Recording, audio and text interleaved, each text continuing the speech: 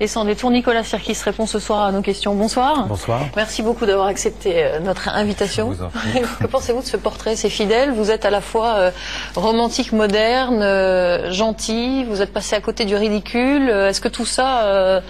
Tout ça, je sais pas. Tout ça est un peu inquiétant pour moi. Pourquoi? Non, je trouve que la réaction de Boris est plutôt pas mal, le guitariste, par rapport au renouveau.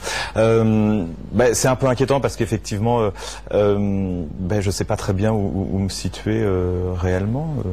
25 ans après, vous savez toujours pas? Non, moi 25 ans après, je sais que c'est un miracle de pouvoir faire ce que je fais à mon âge encore. Et de pas être justement être ridicule.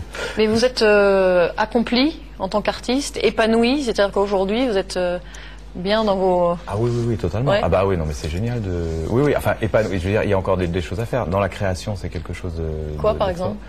Le fait d'être sur un lit, d'écrire quelques mots, et puis tout d'un coup, ça devient une chanson, puis après de l'avoir offert à des gens et qu'ils la trouvent bien, alors qu'on n'a pas l'impression d'avoir vraiment travaillé.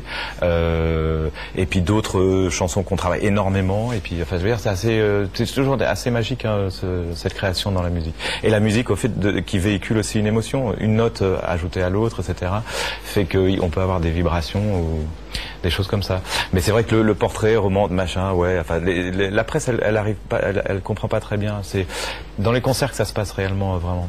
S'ils venaient plus souvent, ils verraient que... Enfin, ils viennent, remarque. On est venus, nous, on était à Bordeaux la semaine dernière. Christophe Nardini et Charles-Henri Carlier étaient là. Merci pour le reportage. Comment vous avez tenu le coup, vous et puis le groupe en général, mais vous surtout, parce que en 25 ans, il y a eu plusieurs formations. Vous êtes le dernier historique d'Indochine. Comment vous avez maintenu la cadence pendant autant d'années? Je ne sais pas. Non, je peux pas. J'ai toujours cru en ce groupe, j'ai toujours cru en sa musique. Les concerts et le public, ces concerts-là m'ont donné une essence. Un bain de jouvence. À chaque fois qu'on avançait, j'ai putain, les chansons ont l'air un peu intemporelles.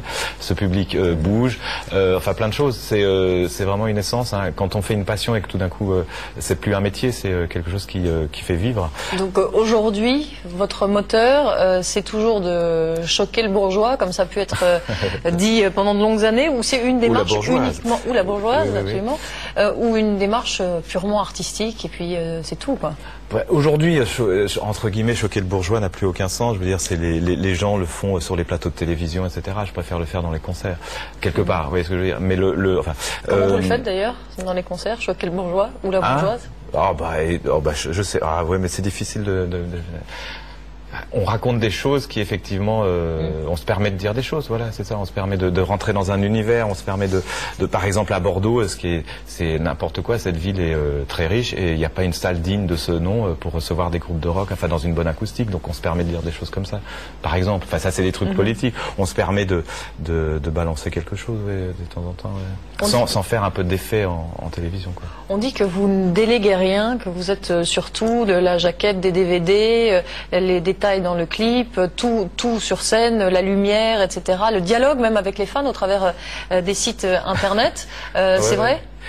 Non, mais c'est despotique ou c'est... Totalement, oui. Ouais. Non. Je travaille avec Olivier, avec Peggy, avec des gens autour de nous, mais c'est vrai qu'aujourd'hui, un artiste, entre guillemets, un artiste doit savoir comment effectivement véhiculer son image par rapport à... Enfin, je veux dire, moi, quand j'écris une chanson, j'imagine des images, donc forcément, j'ai envie de les avoir reproduites sur une pochette, sur un clip, etc. Et effectivement, je fais très attention parce que c'est vrai que c'est juste une question de garder notre ligne de conduite, notre sincérité. C'est plutôt ça. Donc, c'est ça qui m'importe le plus. Est-ce qu'Indochine fêtera ses 30 ans ? Ça, c'est une bonne question. J'aurais 48 ans, j'aurais 51 ans, je ne sais pas. J'en doute aujourd'hui. Mais avec ce qui se passe sur scène aujourd'hui aussi, j'espère. Je ne peux pas vous le dire. Merci beaucoup, Nicolas Sirkis, d'avoir répondu à nos questions. Donc la tournée se poursuit jusqu'en mars prochain. Oui, il y a 2 dates en décembre, les 8 et 9 à Bercy, à Paris. C'est ça. Merci beaucoup. Merci.